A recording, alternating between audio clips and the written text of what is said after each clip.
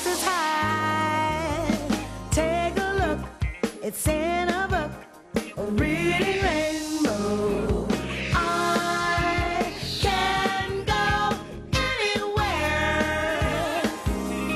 Friends to know and ways to grow, a reading rainbow. I can be anything. Take a look, it's in a book, a reading rainbow. Reading rainbow.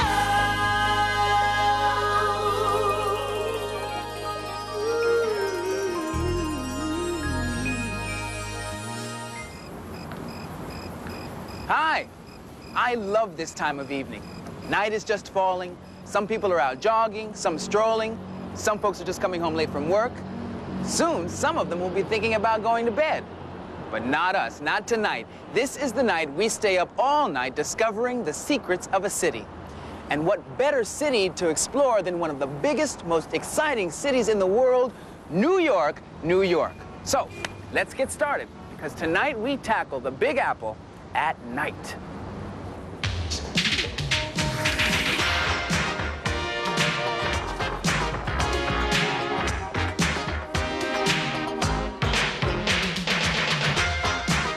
I'm the king of the nighttime. I go out when the moon begins to rise. I'm in love with the nighttime. You can tell by the starlight in my eyes. I'm a night animal. I come alive at night. I'm a night animal. My eyes don't need the light. I'm a night animal. By day I'm out of sight. But when the world comes in, I turn into a creature dancing through the night. Oh, yeah.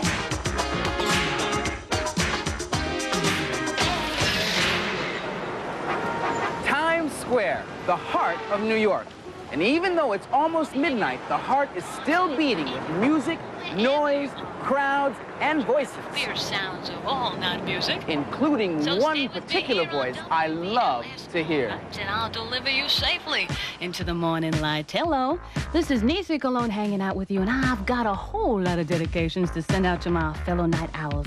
To all of you who are on the job all night, like me, I'm sending this next one out to the proud crowd that's up to some fishy business down on Fulton Street. The folks at the Fulton Fish Market tell me that every night about 1 million pounds of fish pass through their hands.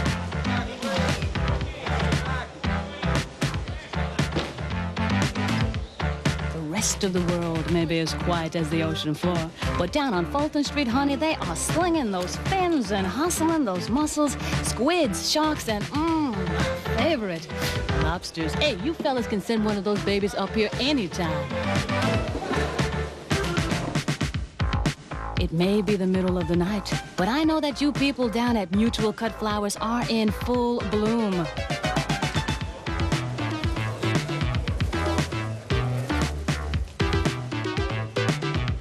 They have buds and blossoms arriving all night long.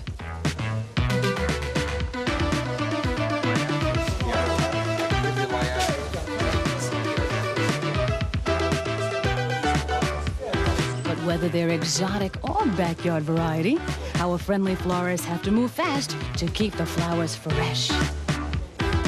I've got a big bouquet of kisses going out to all you petal pushers down there, and I mean the whole bunch. I'm also whispering a nighttime hello to a special group of bakers on East 78th Street. You know who I mean. I'm talking to you fellas down at Washer's Bakery, who are baking all night, kneading that dough so that we'll all be breaking fresh bread at breakfast.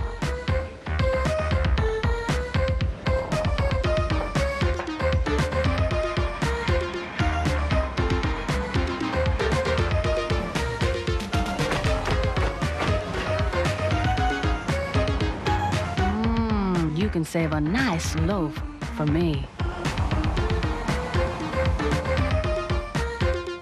And don't think I forgot about all you moonlighters down at the Moon Dance Diner. This next tune goes out to all of you who who are up working with me. Here we go, doing it with Into the Night.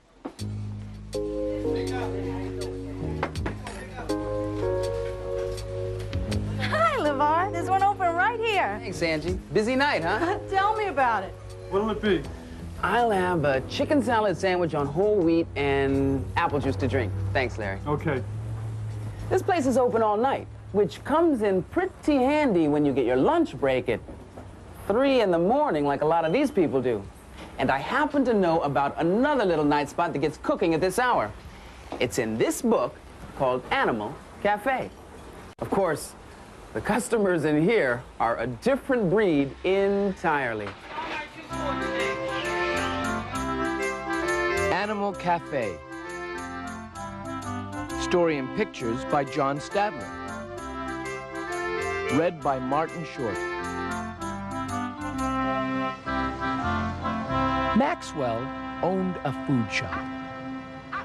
Sometimes business was good, and sometimes business was bad.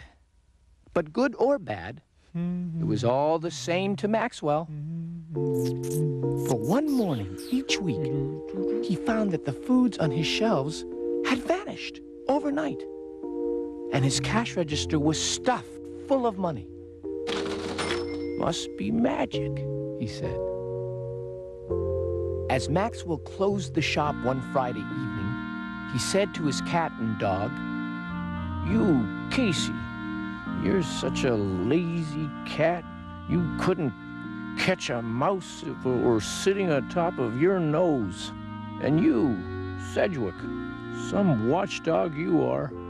A burglar with bells on his feet wouldn't keep you from snoring. Sleep, sleep, sleep.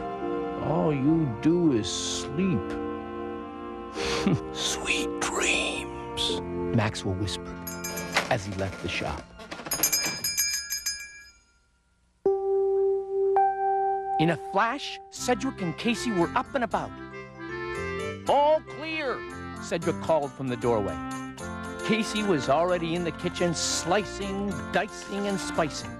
"What are you cooking tonight?" Sedgwick asked. "I'm writing out the menus." "It's an old family recipe. A tasty dish of chipped beef with a touch of cheddar cheese, some chopped liver, and lima beans, with some spinach, garlic, and prune juice tossed in for good measure." "Fine. We better call it Casey's Combustible Casserole," Sedgwick said. Then Sedgwick ran from place to place, decorating the shop. Casey heard the sound of approaching footsteps and chattering voices. Someone pounded on the door. "Just in time," Casey cheered. "Welcome back, friends," Sedgwick said as he opened the door to the first guests. "Oh, delighted, I'm sure," answered Mrs. O'Hare. "Wouldn't miss it for the world," added her husband. "Uh-oh," Casey whispered. "Here comes Cutlet. Last time he ate us out of house and home, and then he complained about the meal being pork and beans." "Just be nice," Sedgwick said through a stiff smile. "Well, hello, Cutlet. We were just talking about you. Welcome." "Welcome, schmelcome," Cutlet snorted. "Where's the food?" Soon, many more guests arrived. Professor Tuscanini of Huxley College was there, as well as Dr. Quack.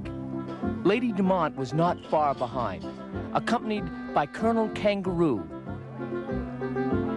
All the guests mingled happily, discussing this and that. Oh, no, thank you.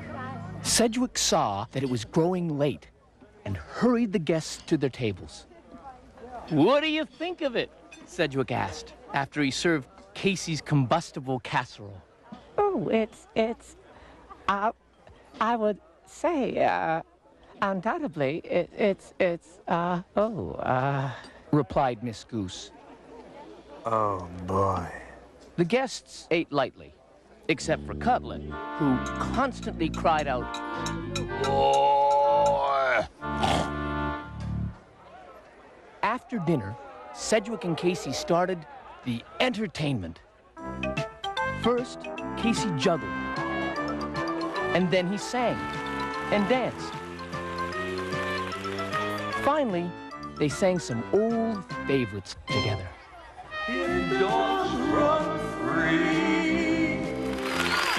Bravo! Roared Hubert the bear.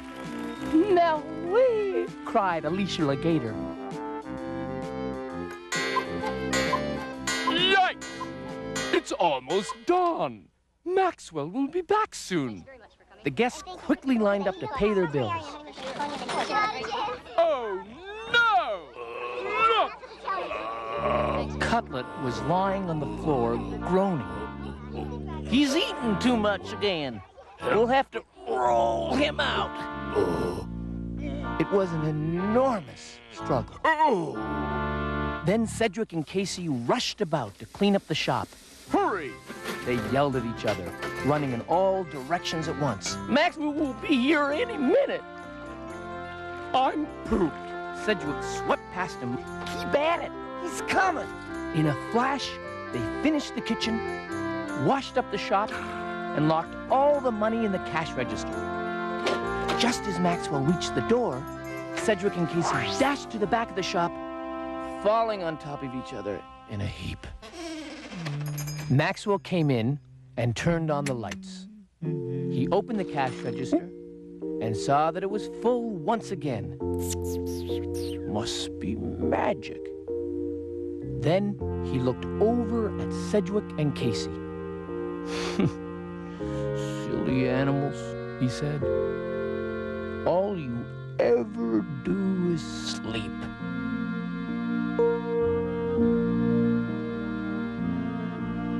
And that they did.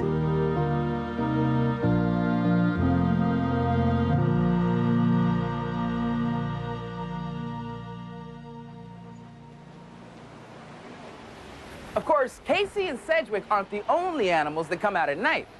In fact, 60% of the Earth's creatures live their lives at night and sleep during the day.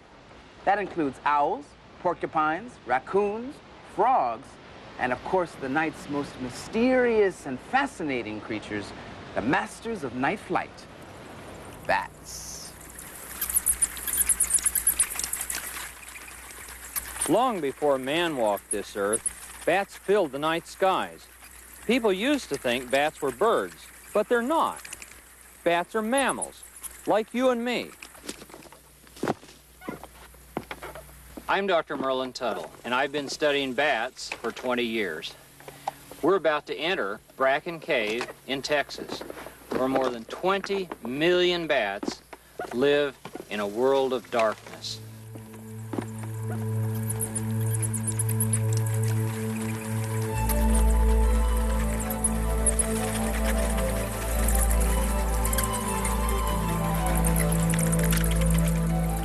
Well, here we are. We're down deep inside the cave. This is like a big tunnel, as long as a football stadium. The ceiling of this cave is over 3 stories high. And everywhere around me, everything is covered by millions and millions of bats.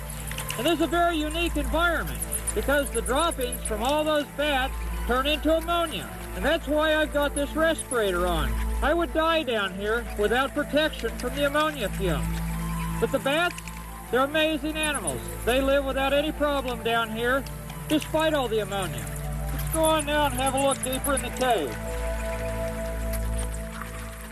Because so many bats live in here, and their bodies are all giving off heat, it's extremely hot, sometimes more than 100 degrees. There are nearly 1,000 kinds of bats in the world, and they live almost everywhere. In old buildings, and chimneys, trees, and in the jungle, some even make tents from leaves. Most bats, like the free-tailed bats in this cave, eat insects. Let's take a look at some bats close up. Here's a mother bat.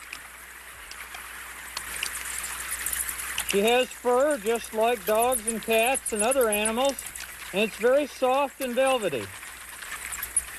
She actually keeps very clean, spends a large part of each day grooming and cleaning herself. Let's take a look at her otherwise. Look at her big ears. Those big ears are used to help her navigate, to find her way home at night, and to help her catch insects. She uses a system where she sends out beeps of sound, and they bounce back from obstacles in front of her or from little insects, and those big ears catch the sound. It's called echolocation. Bats are the only kind of mammal that flies.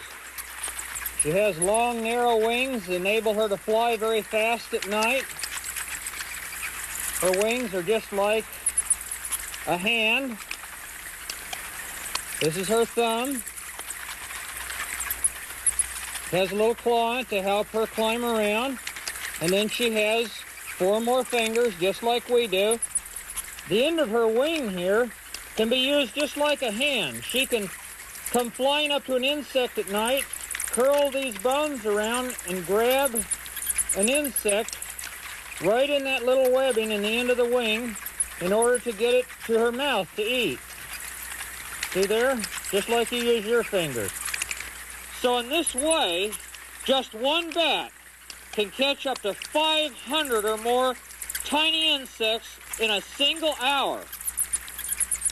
As you can see, bats really are not dangerous animals. In fact, they're among the world's most gentle animals. But you should never pick one up like I am doing, because any bat that you can catch is more likely than others to be sick. And any animal that's sick can be dangerous. Let's let her go now. We'll take a look at some babies. There are babies of several ages here. This is just a newborn baby. This one's only about a week old. Each mother free-tailed bat here produces one baby like this each year. But you know, these fellows are born a third as big as their mothers. He eats an awful lot, and within 3 more weeks, he'll look just about like her and be ready to fly away with her some night. He's a little worried right now, thinking that I might be a predator going to eat him. But he'll be just fine. We'll put him back safely. For young bats learning to fly, the floor of this cave is a very dangerous place. Any bat that lands on this floor and doesn't get airborne again within a few seconds will become a skeleton like this. There are literally billions of little flesh-eating insects crawling everywhere, just waiting to pounce on a hapless baby that doesn't make it from one side to the other.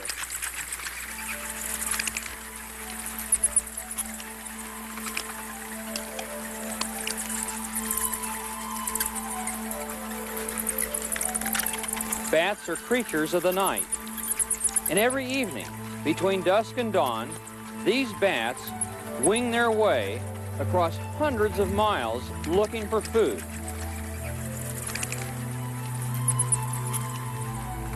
Tonight, this cloud of bats will consume 250,000 pounds of insects. That's the equivalent weight of 93 elephants.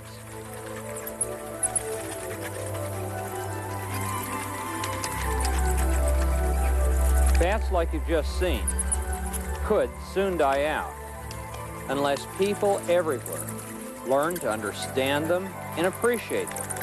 They're gentle and graceful. Bats are truly masters of night flight.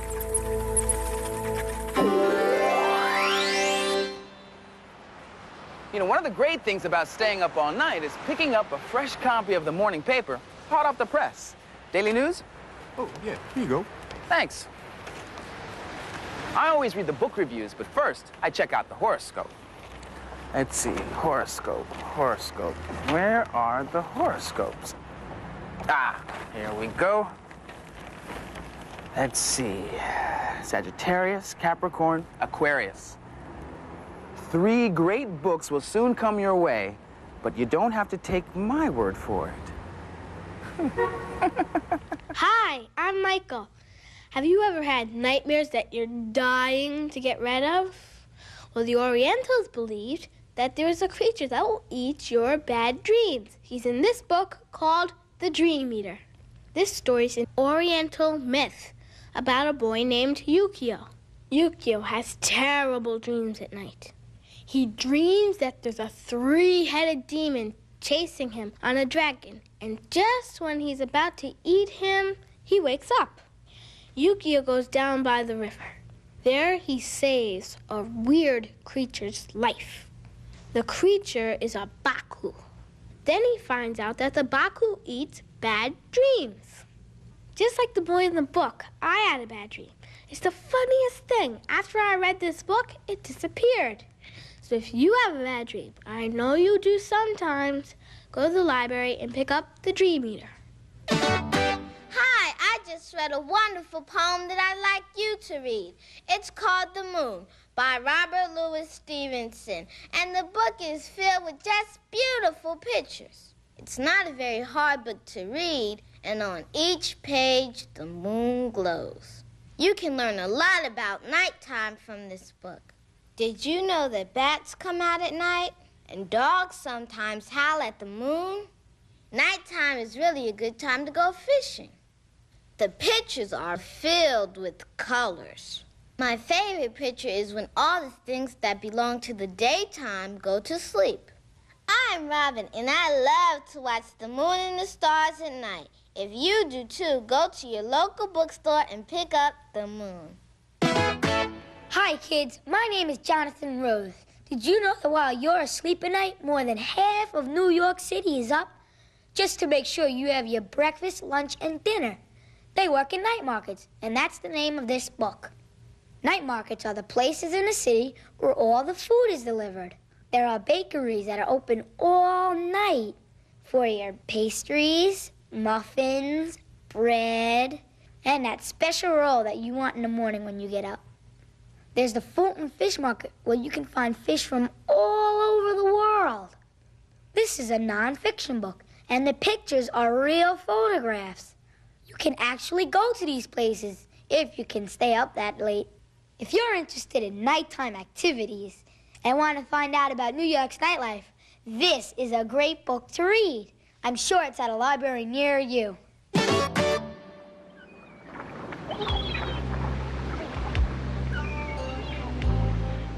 Good morning, all you early risers here at WBLS in New York. It's almost night, and that about wraps it up for me. This is Niecy Cologne reminding you that I'll check you out again tomorrow. Hope you'll do the same. But in the meantime, I'll leave you with this tune to take you into your new day. Through the night,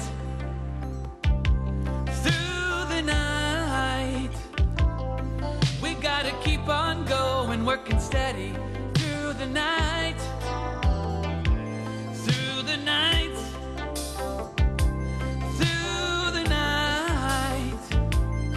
while most people sleep, we get things ready. Through the night, we work until the day breaks. Through the night, we work until the day breaks. Through the night, morning comes, and most people are getting up. But with the sun, our work is just letting up. We're making sure that everything's running all right, all right, all right. We work until the day breaks. Through the night, we work until the day breaks. Through the night, we work until the day breaks. Through the night.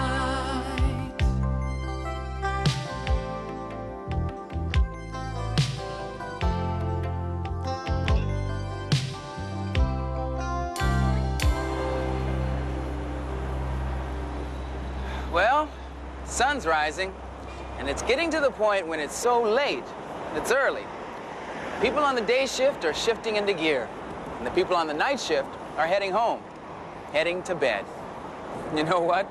I think they have the right idea. So next time your head hits the pillow, remember, when you're calling it a night, someone else is calling it a day. See you next time. Good morning. 6 a.m. on another sunny day. Time to get out of bed and shake those Z's.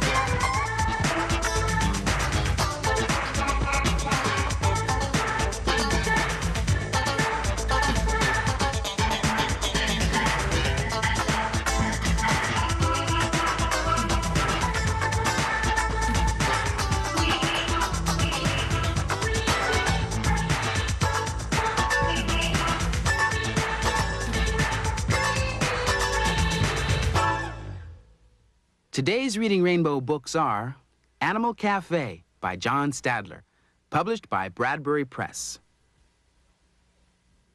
The Dream Eater by Christian Garrison, illustrated by Diane Good, published by Bradbury Press. The Moon by Robert Louis Stevenson, illustrated by Denise Salduti, published by Harper and Row. Night Markets, Bringing Food to a City by Joshua Horwitz, published by Thomas Y. Kroll.